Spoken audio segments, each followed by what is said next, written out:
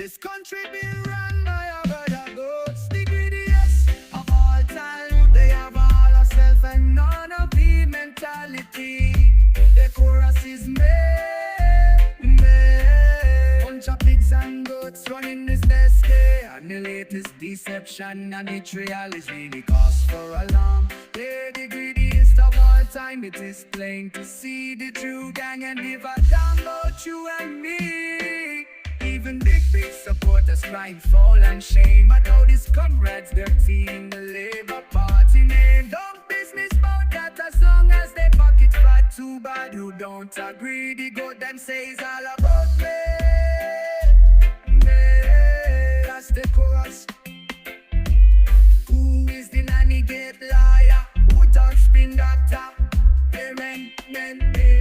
Whose sole agenda is to make themselves richer and the poor are them.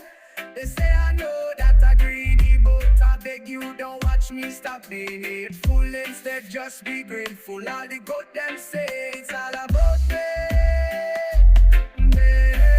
That's the slogan.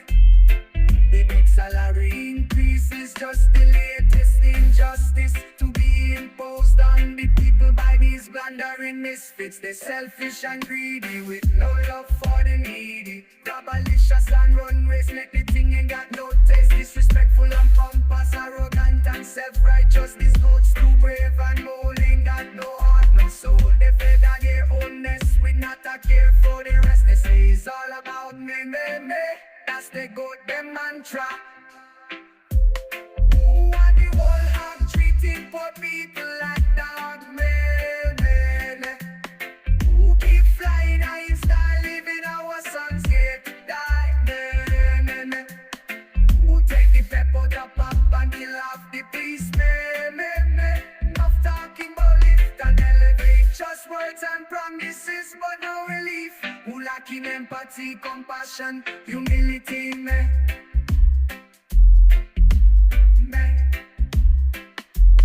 Who think that shame lame is a sustainable strategy?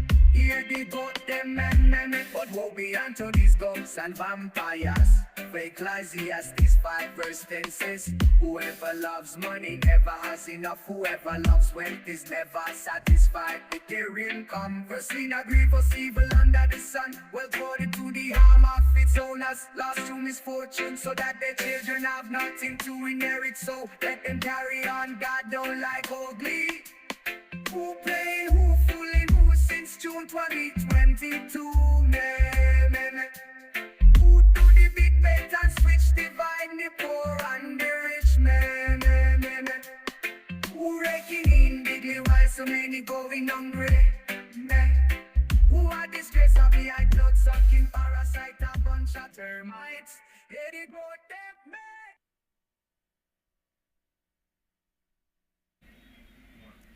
Good evening, everyone, and welcome to another edition of Perspectives. We are so glad you can join us this evening. This is edition 3 in the series of Perspectives brought to you by the People's Action Movement. Tonight, though, we are starting on a rather somber note. Of course, all of us in St. Kitts and Nevis have heard about the recent homicides in Constituency 1. And it really saddens our heart as a party to again extend condolences to the grieving families and the grieving communities, and indeed the nationals of St. Kitts and Nevis, nationals and citizens of St. Kitts and Nevis. This is not a good time for none of us. And I know that we seem to have been numbed over time by the frequent occurrences of these crimes. And it begs to reason the rationale behind last week's edition of Perspectives, when we went through in detail a letter that was sent to the government of St. Kitts and Nevis. In fact, the letter was addressed to the Prime Minister, the Honourable Prime Minister, who is Minister of National Security, basically pleading for an opportunity to sit at the table and discuss ways in which, together with the government, we can find ways to reduce the scourge of crime. Regrettably, we also read into the record last weekend the letter in response that was sent to the People's Action Movement with its fighting tone. Surely that was not the expectation of us, because we sent the letter in good faith. We were not gloating about crime when we sent the letter. We were basically saying that as a formidable opposition party with near 60 years experience, we deserve a seat at the table to talk about crime. But alas, clearly, there seems to be the thinking that only the party in power can solve crime. In fact, if you can recall some of the contents of the letter, one part of the letter, for instance, had a strong insinuation that we were only being responded to because the responder, who was the permanent secretary in the Prime Minister's ministry, was friend with the chairman. So in other words, had they not been friends, we may not have even had the courtesy of a response. And that is really a sad indictment of where we are. There is no need for us to continue to be fighting when, in fact, we understand that both parties, or all parties, whether they are political parties or non-governmental organizations, NGOs, really ought to begin to sit at the table to discuss how we're going to come up with solution for this really serious problem.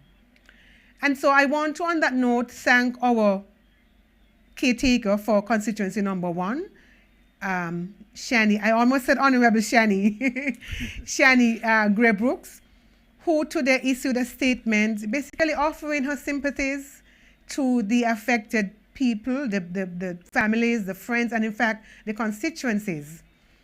And about an hour ago, I think Shani's was this morning, and about an hour ago, I saw one that was issued by the parliamentary representative, Honorable Jeffrey Hanley.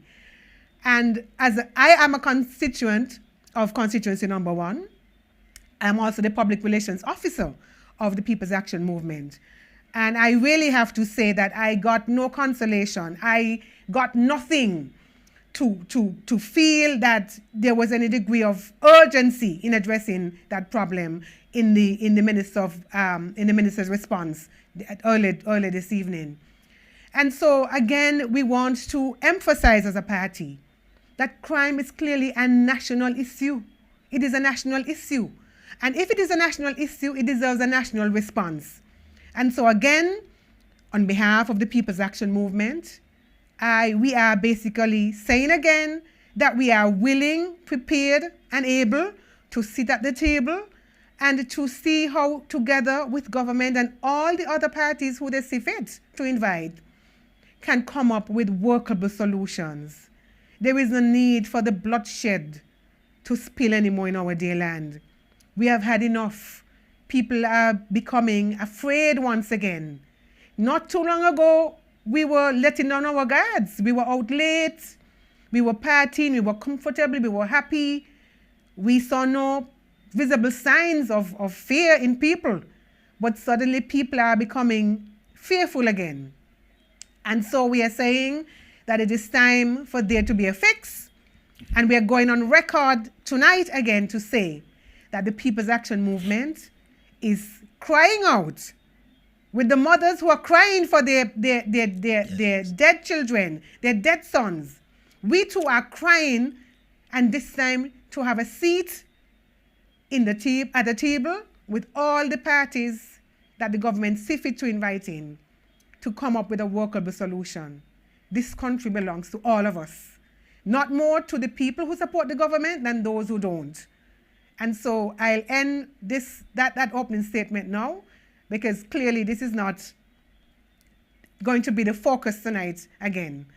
We are going to segue now into our main issue this evening, which is a discussion on the 25 by 25 CARICOM initiative. And with me this evening is a face that is well known. We all know Mr. Troy Flanders. Yes. In fact, Troy was known for coining the jargon or the phrase or the catchword during the election campaign of 2022. From farm to table, Troy is able. And so Troy is a farmer of repute. I think that he's one who is unafraid to talk about the issues that affect farmers. Yeah. And so tonight we want to welcome Troy to Perspectives. And we want to have him share his take on whether or not St. Kitts and Nevis is ready to achieve the 25 by 25 initiative or objective set by CARICOM. And what it is that CARICOM is proposing, is hoping that by 2025, which is 8 months away from today, the whole of the CARICOM region would be able to reduce its import of produce Full import, yeah. and perhaps poultry and all the like by 25%. 25%. Of course, we know that the figures that we spend in imports are exorbitant. They are high, they are too high. And so I guess this initiative was meant to address that particular troubling, spend with where that is concerned. So tonight, Troy being our farmer on this side, we are going to hear from him on whether or not it is possible, what is getting in the way, and what we need to do if in fact we can even get there. So Mr. Flanders, welcome to Perspectives. Good night, Madam PRO, and thanks for the opportunity to be here. And like you, I will also like to extend my condolences to those bereaved family. You know, I'm a Kittitian, and it aches my heart to see what's going on in our beloved country. Mm-hmm. Yeah, so I send out my condolences. Well, thank you. I'm sure that would mean a lot to those who are currently grieving and affected. But we're going to dive right in now to the 25 by 25 initiative. Now, as I said, by way of background, this is obviously a CARICOM initiative. Yes. Although sometimes when you hear it being spoken about in local settings, you get the impression that it is a government initiative.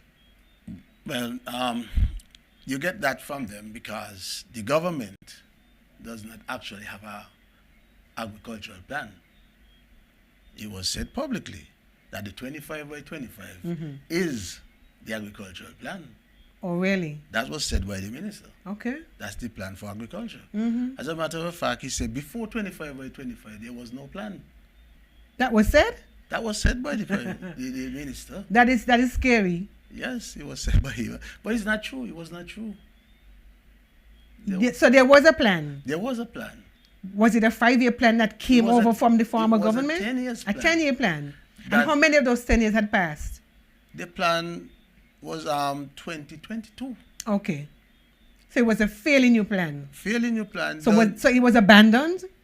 Yes. Oh, wow. They abandoned the plan. They didn't want to give credit to the plan. Mm. So, but the 25 by 25 is a CARICOM initiative. It's not a St. Kitts thing, nor Antigua thing. It's a CARICOM initiative. But you asked me how I think we're doing, how we're doing with How it. are we doing? Yeah. Are we going to make it?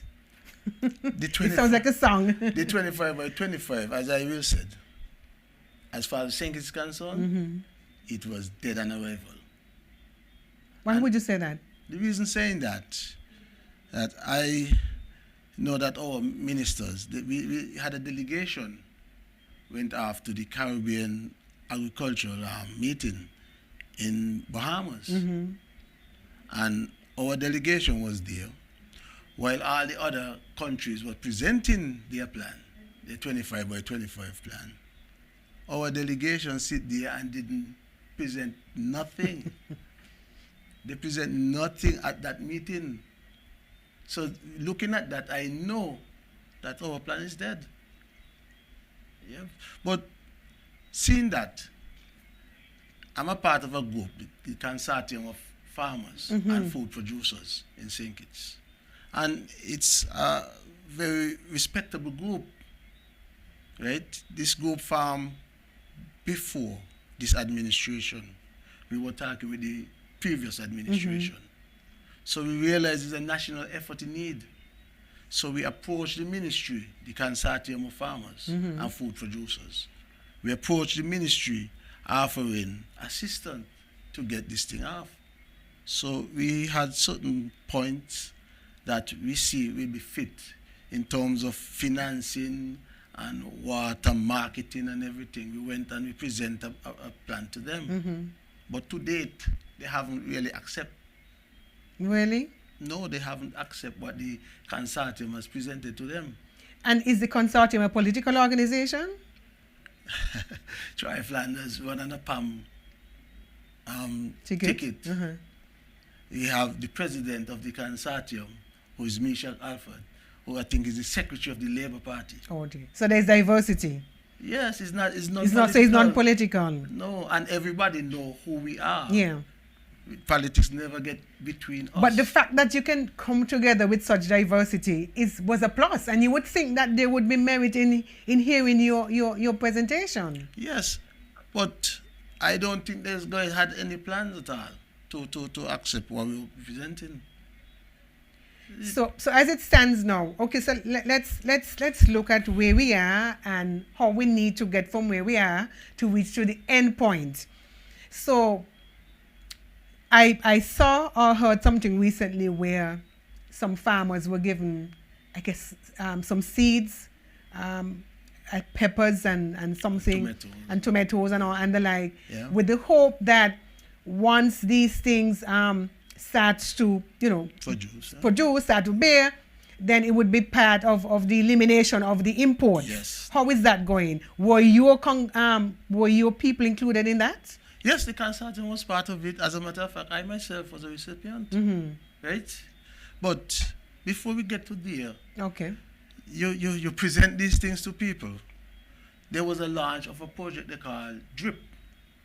Right? To be honest with you, I can't remember what DRIP stands for. Mm-hmm. But they were giving out drip lines and I think was it gum covering and Yeah. so.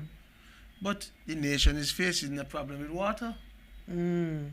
So if you're going to give out drip line, what will run through those lines? You don't have water. The farmer doesn't have water. But you give them drip lines to do what? Mm-hmm. And then you consider that as an aid to the farmer. Mm.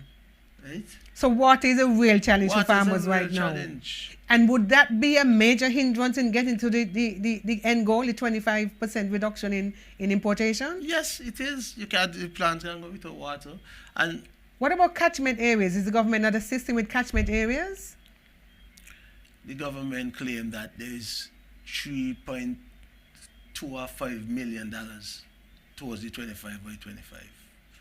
But you ain't hear them say that they're going to commission one well for the 25 by 25. We didn't hear that.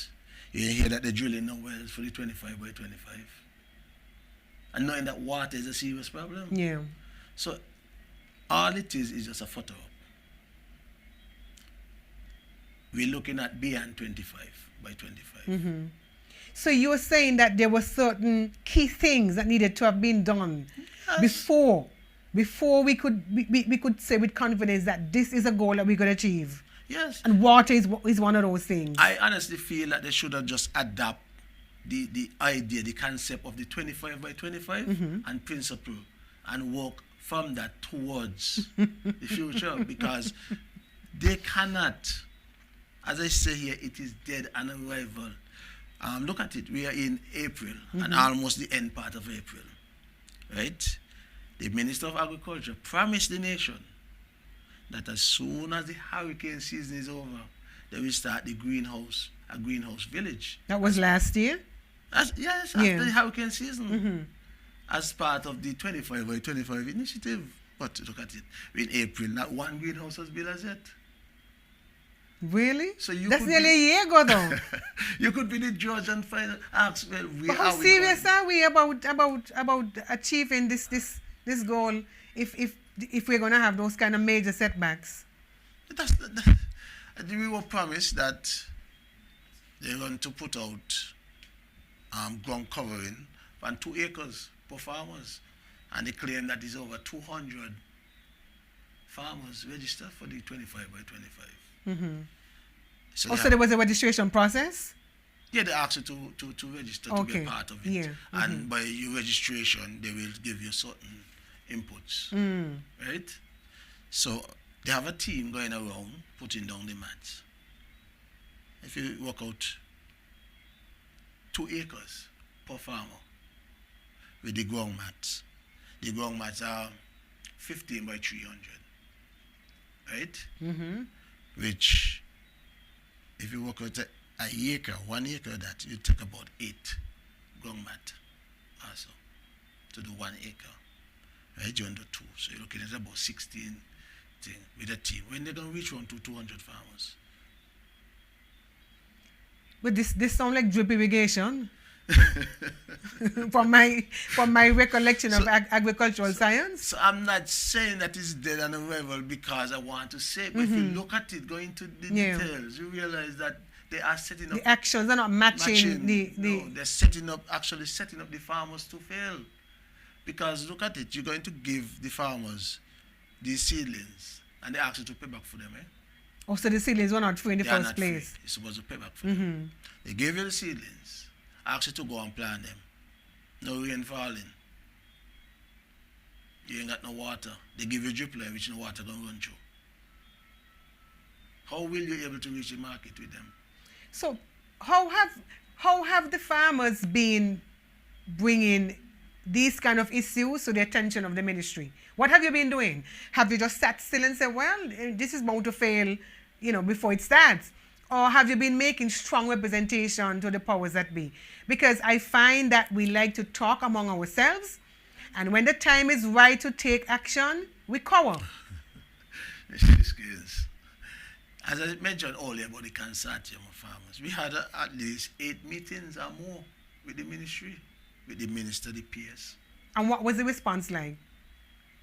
As I tell you, were you dismissed? Nothing that we present to them. They accepted? They accepted. Nothing. As a matter of fact, we will do a meeting, maybe it's going up in 2 months now. Right? And there's been nothing? We keep waiting. But in the meantime, what are the farmers doing in your group? We just go out and we plant, we apply the trade, we do what we have to do normal. We're not really taking on the 25 by 25. Even though I signed up to be a part of the 25 by 25, I just go about it as business as usual because the deck is stacked against the farmer with the 25 by 25. So tell us about the produce, the list of produce that were being targeted to reduce the imports. First, there was a long list, a long list. They had even kale was on that list. Cake? Kale. Kale, okay. Yes, you had lamb, mutton, chicken, pork. You had carrots, onion, sweet peppers, broccoli. I could go on and on, right? But recent times, realizing that they are failing, they narrowed down that list to 4 crops. To 4 crops? 4 crops. What are the 4? Tomatoes, sweet peppers, watermelon, cantaloupe, honeydew. That's about 5, yeah. Well, cantaloupe, the melon family. Okay. Yeah, but it's 2 different melons. Yeah. So just that's what they narrow it down to. You don't hear them now talking about the lamb, the mutton, because they didn't have nothing in place for the mutton. So you can get a sheep barn today and butcher it tomorrow. Yeah. So, but that rule out by January 1, 25 come. That cannot make it. The pork cannot make it. So they already ruled them out. So tell me something, and maybe this is higher than your pay grade, as the saying goes, but in the discussion to reach to this goal, was there an inclusion in the folks, the businesses that are into wholesale or imports, so that if for instance there was a particular target in, say, tomatoes, did they tell these importers by this particular period you should reduce your import because we were expecting X amount of pounds from our local farmers? How is the coordination going though? They had a meeting, which the consortium was part of that meeting also, with the importers. But with not go, you cannot go and tell them that you expect that, because right now they have a problem with the extension service. What is extension service? Is it the people who go out and visit the farmers? Visit the farms and do the forecasting and so. Right? We was told that they're going to revamp the extension service as is and start afresh. That hasn't done as yet.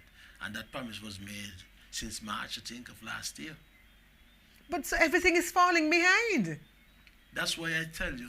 So why are the farmers not out in the street protesting? What would it take for the farmers? I mean, and I understand that you've made overtures to the minister and the senior people in the ministry and all of that. But what else can be done? Because this is clearly a failing. I mean, you started off by saying this is a failing grade. And the more you talk is the more I'm realizing that we're not going anywhere. We are not. And you know, a good thing about that is that more and more farmers are gravitating to the consortium. The consortium of farmers started out with about 5 or 6 farmers. Mm-hmm. And our numbers are up to 120. Wow. Because they're looking to us now. To move the needle? Move and to guide them. Right? This administration, it seems as if everything they touch, right? It turn, it's sour, it milk, it mess up. I mean, if I laugh, I will cry. I'm not trying to be funny, but as I was getting back to the serious note, we asked them as a consortium to get a seat at the table so that we could discuss and come up with policies to move the agricultural sector forward. And for some strange reason, because this administration like to say that they like to consult with people. They consulting with people. They certainly didn't consult with us when we wrote to them about Elevate. They didn't see it fit, maybe, but you are not the only one. They didn't consult with us with the 25 by 25 either. They went ahead and they purchased one load of gong mat and drip lines and so on. But they didn't talk with the farmers. On your list, because you said earlier that you approached, but you actually were given an opportunity to discuss with the minister and his permanent secretary. What was on your list? What were the critical things that was on that list that you presented in that conversation? The most critical thing was a voice, the farmer's voice. Give us a seat at the table so we could discuss and set. But beyond that, because you said you took a plan to them, you said you actually went there with a plan. That was part of it, because you have to start with the voice. If you cannot sit at the table and discuss things, then you're in nowhere. No matter what you carry to them, if you are not there to present it for yourself, nobody's going to take you serious. And they dismissed that. And we discussed about financing for farmers. All that was discussed. You see? So it's just like these guys, they don't want to listen to nobody. I will put it that way. I don't know why. They say they like consultation, but I don't think so. Because haven't they consulted with the farmers, they would have recognized that over 60% or more of the farmers does not need ground covering which they bring in. The farmers were saying that. That is why I was asking you the question. When you had the opportunity to meet with them, what did you point out to them were the needs in terms of being able to reach this goal, to achieve? No. They never, or that wasn't. They never give us the opportunity you to never discuss the 25 by 25. At all? No. They never give us the opportunity to discuss it with them. They give us opportunity to sit down so we present the consortium plan to move agriculture forward. But they never ever give us that opportunity to. They promise us that. They say, okay, we have this thing rolling out. We're going to give you a chance to view it. Oh, surprise, what do you think? You hear this big launch with an empty thing? Empty. So, you ask the question, why these people don't want nobody to be discussing this thing with them? And I started to study and I realized, for the first time, the Department of Agriculture, the ministry put out something asking people to tender to supply the agriculture department with the supplies that they need for the 25 by 25. Knowing that during COVID, they had a similar program, right? Mm-hmm. And the ministry, the department, was the one who bring in all those supplies. But now, it's alleged that there's a company now supplying the department with the supplies. So the department is giving some of its authority to They have a third man now, a third party. Yes. To achieve what? That's the allegation that is going around. Mm-hmm. Right? So you go question why these guys want to get somebody involved. I don't know. You got to start to dig into it. Mm-hmm. And they never see it fit to consult with the farmers to know what the farmers want. Because the farmers would have told them that they prefer plastic mulch over ground covering. But there's a difference in the cost. Mm-hmm. Which one is more expensive? Which of the two is more expensive? One ground cover, which is 15 feet by 300 feet, costs $675. US? Easy. Mm-hmm. One roll of plastic, which is 4 feet by 4,000 feet, costs $550. So you see, it will take about 4 ground cover to meet one plastic. And having given the farmers a chance to express these things, they could have saved the country a lot of money, saved the nation a lot of money. You're talking about 4 times the cost. Mm-hmm. So all of these things combined, the lack of consultation with the farmers, the importation of stuff, or the giving the farmers stuff that really is not helping the cause, is not moving the needle. They're moving. So in 8 months, in 8.5 months, 2025 is going to be here. What happens then? What would the story be come January 1st, 2025? It will be, the story will be that 25 by 25 and beyond. And beyond? And beyond. So they're going to add to it? Yeah, and beyond. Okay. Right? Because knowing that as is it failed, the 25 by 20, when the report I read, they will show that saying it haven't moved the needle.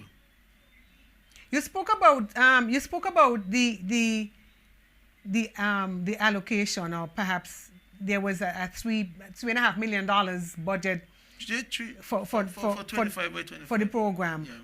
What became of that? How was it disbursed? Has all been disbursed? How was it disbursed? Did you get any? Did the farmers in your consortium get anything from that? Or that went into the input that you were talking about? I don't know how to spend it. But maybe some of the inputs have something to do with it. I will tell you this. If that $3.5 million is spent, almost spent, the 25 by 25 wasn't designed for the farmers. Somebody's supposed to make money out of it, but not the farmers. But who would benefit when all is said and done? That's the question we have to ask. They claim about a greenhouse village, which will be part of the 25 by 25. How much does the greenhouse village cost? Do you know? You hear anything about it? No, not yet. Nobody knows about it. The secrecy. So if there's a company bringing in supplies for the department, what's the name of the company? Who's behind the company? So when they bring these things and they take them to the Department of Agriculture, or they are also the distributors? I don't know. So nothing was sold to the farmers? They might tell you. I have a question. I've been asking many questions, but I have a kind of serious one now.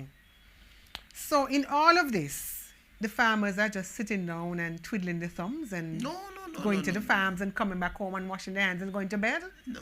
You know, farmers are some of the most resilient people. So they don't see this movie already played out, you know. This movie played already. Farmers just ignore these things. It's just, there we go again. Well, and is that enough? Is the ignoring enough? So what do you do beyond that? Because at the end of the day, you're also in business to make money. So it means that, there's no rain, the distribution of the output is not being done fairly. Yeah. it's impacting you. It's impacting Exactly. the bottom line. That's the reason why the consortium was formed. Because the previous administration was doing similar with the COVID relief program that they had. The same ground covering was coming in, drip was coming in, it was distributing to who they see fit, and so on. That's how the consortium really Got get to birth. Yeah. Really said at that point they say it was 10 million was spent. And we say if 10 million spent, we ain't seen the infrastructure to move agriculture forward. We cannot allow that to happen again. Well, I'm glad you said that, because my issue then, and this is my personal issue. Yes. My personal issue with that program then was the cost of the produce did not change. And I had a problem with allocating funds to a program Right. that perhaps saved the farmers money, and then some of that cost wasn't being passed on to the consumers by way of a price reduction. So peppers and potatoes and everything else was the same price. In fact, sometimes in some cases there were more.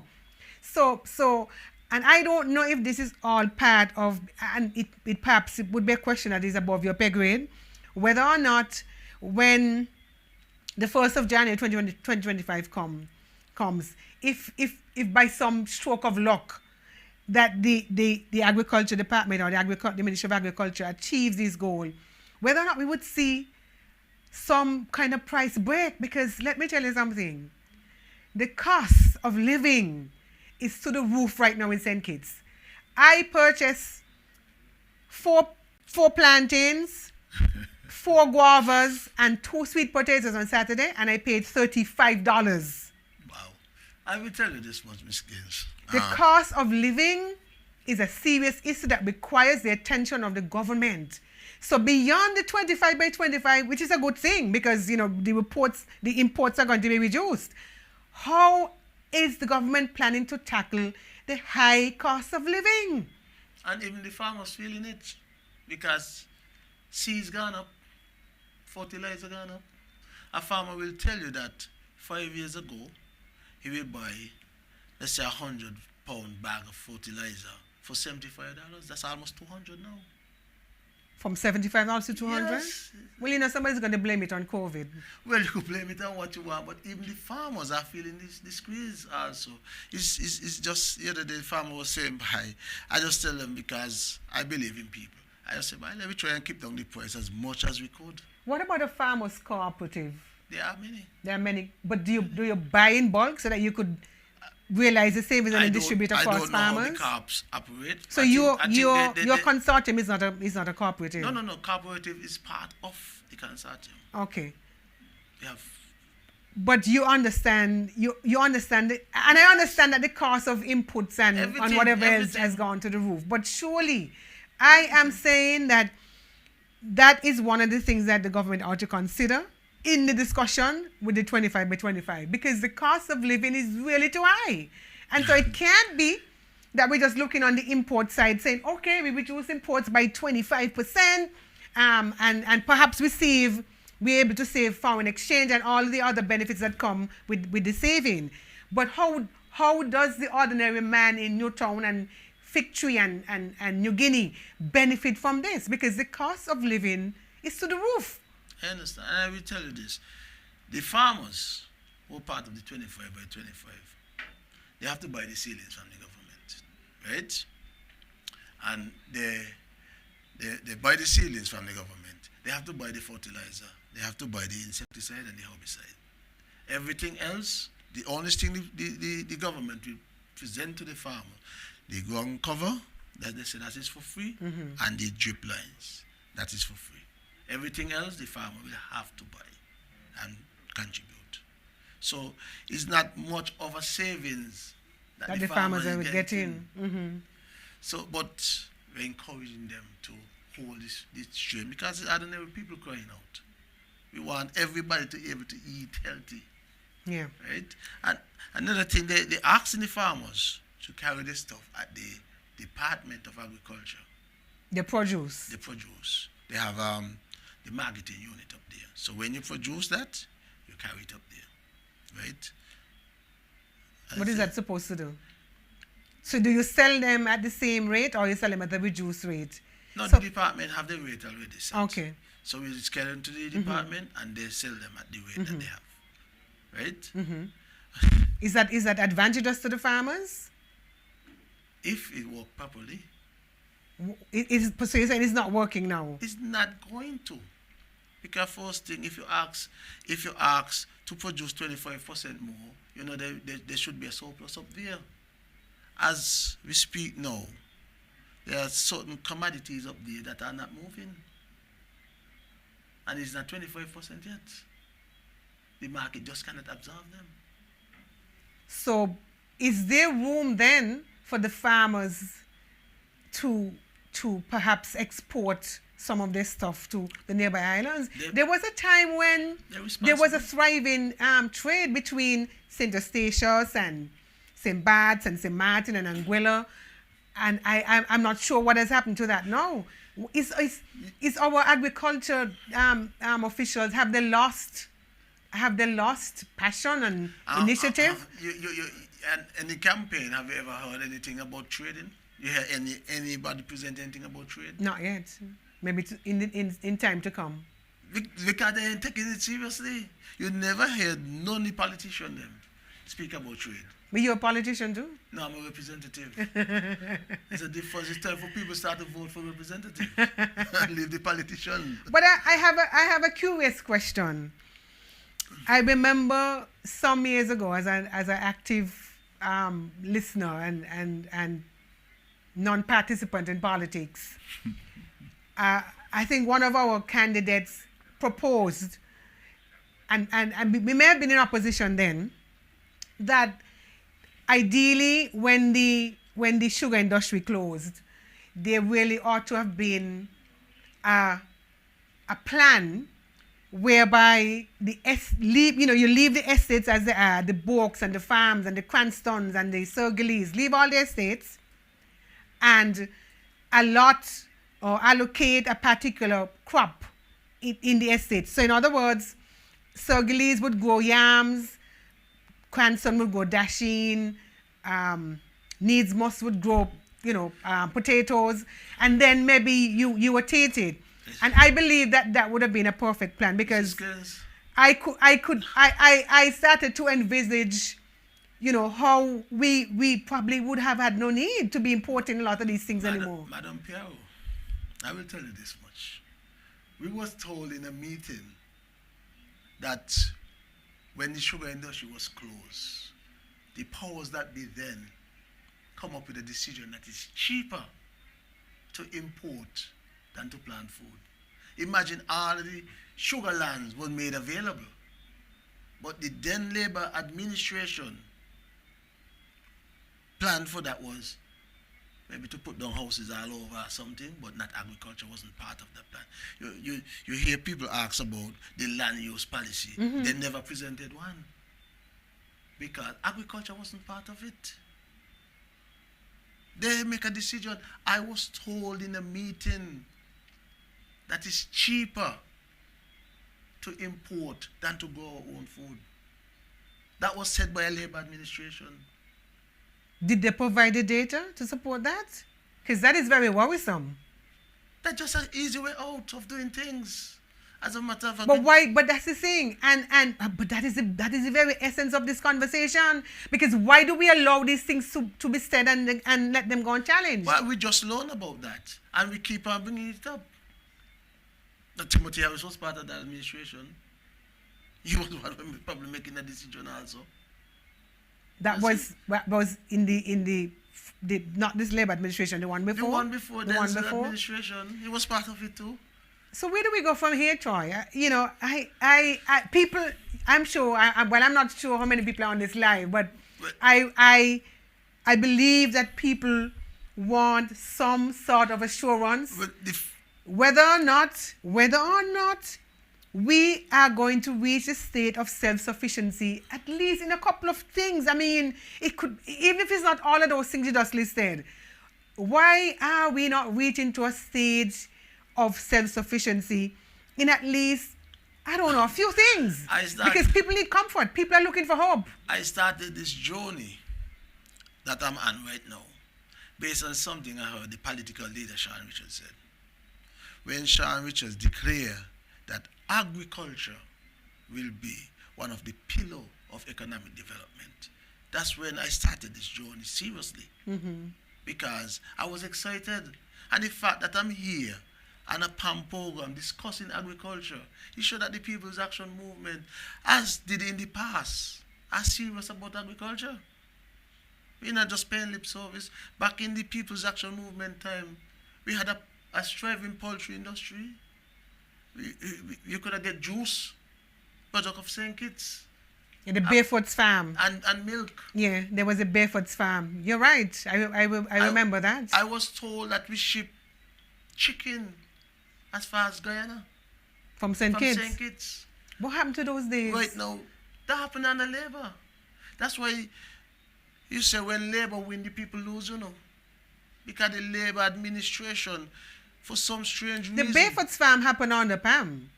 Yeah, but it collapsed. Yeah, but I think you just said it happened under Labour, and No. we don't want people to get no sound bites from this to come against us. Ask what happened. So I was telling you, Labour is what happened. Okay, we're just making sure. Yeah, Labour is what happened. When Labour win, the people lose. Because they pay liquor. If they don't get the mindset that it's cheaper to import than to go your own, or they're gonna keep barefoot running. But the irony in all of this is that it was said by one of our leaders that the sugar industry would close over the dead body. But this is the irony in all of this. Yes, because it's not about the people, it's about themselves.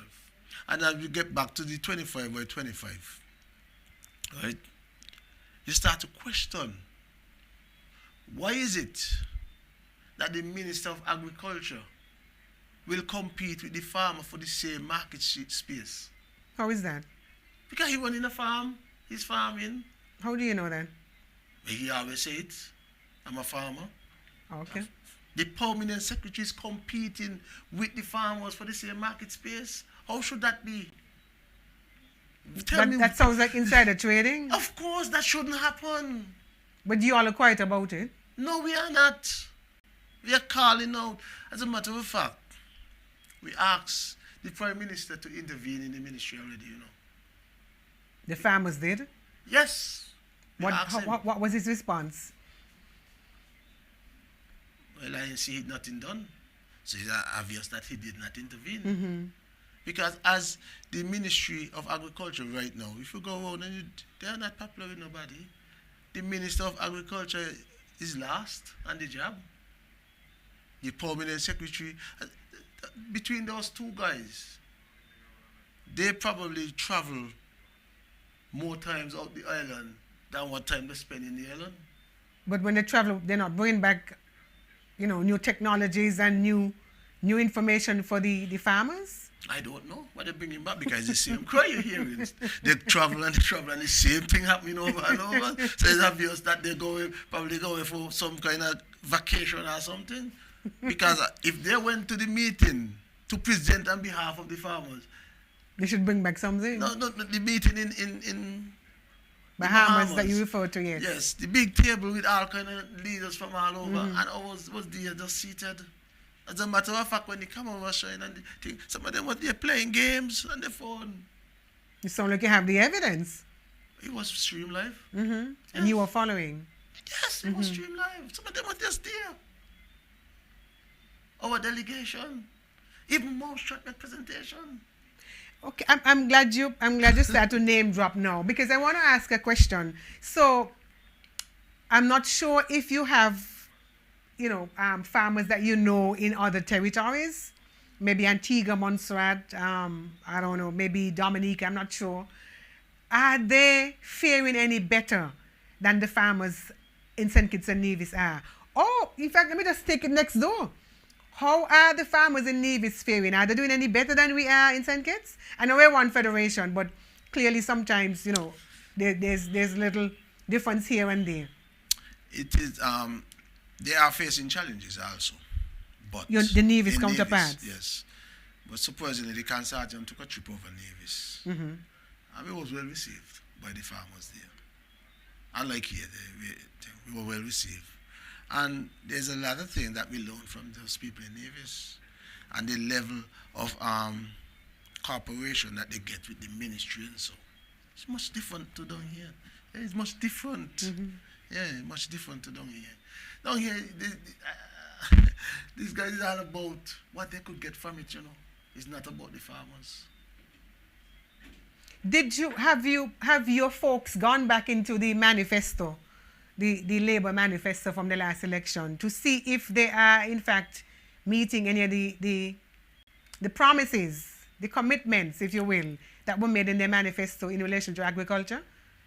Can you recall quickly if there's anything in the manifesto that jumps off at you that you can point and say, you know what, this is the one thing that they're meeting?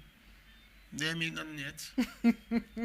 So that was a dry try. Yeah, but if it's, I spoke to a farmer who tell me he have 50 years experience in farming, and he said this is the worst he ever been. Is he prepared to go on record to say that?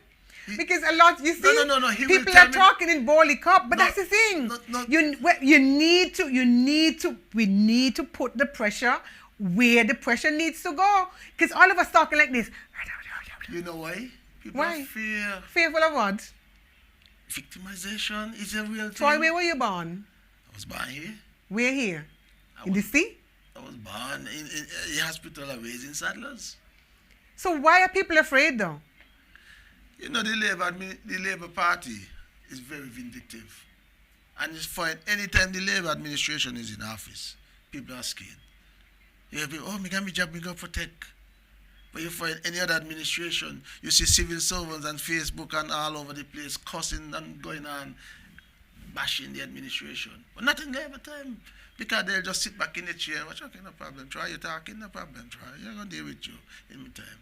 Next thing you look, things become difficult and more difficult and more difficult for try. That's the Labour administration. Mm-hmm. So, okay, so we're representing a political party here tonight. What can be done to give people assurance, even the farmers, from an opposition party point of view? What are your recommendations? Pam? Yes. First and foremost, Pam, the fact that I'm here is a start. Right? Good. You have to get meetings with the farmers, listen to them, hear their cry, and echo their voice. Pam's supposed to be able to go and record somebody speak on behalf of Pam, not Troy Flanders, echoing the voice of the farmers, champion what they are saying. Why not Troy Flanders? Troy Flanders right in the thick of it. As a matter of fact, my intention tonight was to have introduced you as the Shadow Minister of Agriculture.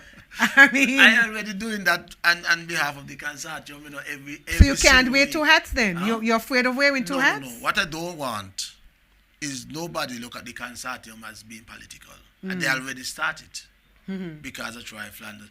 It was said in a meeting with the minister himself said that we are political.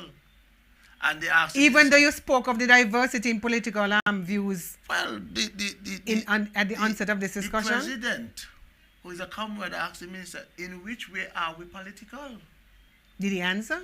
Yes, he said, oh, you have members going on political shows and talking, and they're going on the radio and saying things, and they have this outlet pushing out things before they even say it, and then they go and they say it, so they are political. How could you be political with Labour and PAM and none thing, people who no affiliate with no party? Yeah. But that's how they think. Mm-hmm. Yes. I got you. You know, there is strength in numbers. You ever heard that expression? You ever heard that saying? Yeah. There's strength in numbers.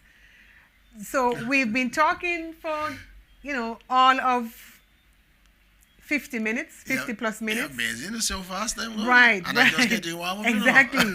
Well, you're gonna have to use part two? You're gonna have to use that warmth now to wrap up and tell the nation, because I believe that quite a number of people are tuned in tonight, and I'm sure they're actually impressed with when you set now and all of that. But we didn't say anything because we want people to we wanted the wow moment. But if it is that somebody listening to this program tonight is saying, well, things look so bleak that I don't know that I have any hope that we are going to get much of a result from this 25 by 25 initiative.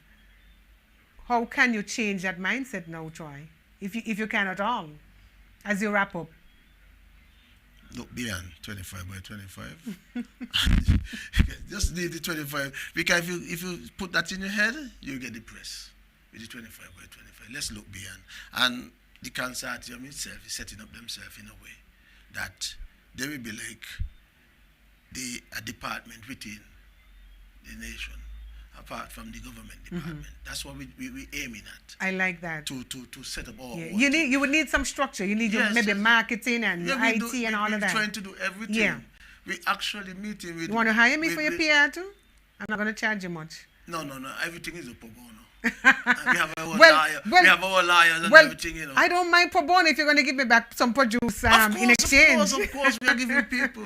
But on a more serious note, right, as I was talking about the 25 by 25, I am smelling something within that.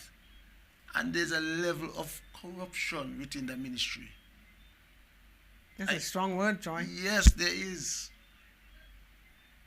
Could you imagine that the Ministry of Agriculture, people from the ministry, you know, people within the ministry is bringing in stuff in a farmer's name? Yes. Without their knowledge? No, but it's fraud. Because if I bring in something for me in your name, that's fraud. I'm getting duty free on it. Now that's interesting. It is interesting. That's why I asked the Prime Minister to intervene. But it seems as if he is comfortable with what's going on in the ministry. Right? Let us tell us how much the greenhouse village will cost. How much per greenhouse? Is it the same company bringing in the greenhouses? We don't know. What is the relationship between the members and the company? These are questions we need to ask, you know. There's a level, somewhere along the line, things ain't adding up. And if you dig deep, anybody who digging deep, how could you, as the Minister of Finance, allow these things to happen, you know? These are serious things, you know. They are robbing the revenue of this country.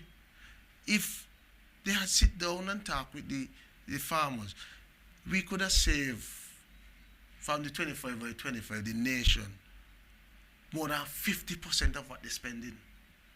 And get the same results. And get a better result. Okay. Because they were told that the plastic mulch yield more than the ground cover.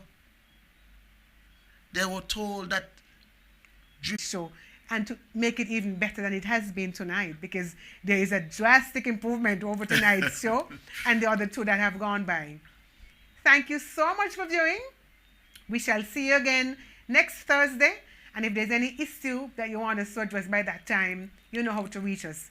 Drop by at the Secretariat, contact me, send us a Facebook message on our People's Action Movement page, call one of us, reach us. We want to engage you, because we can't do it by ourselves. Unlike the party in government, we understand what engagement and consultation can do.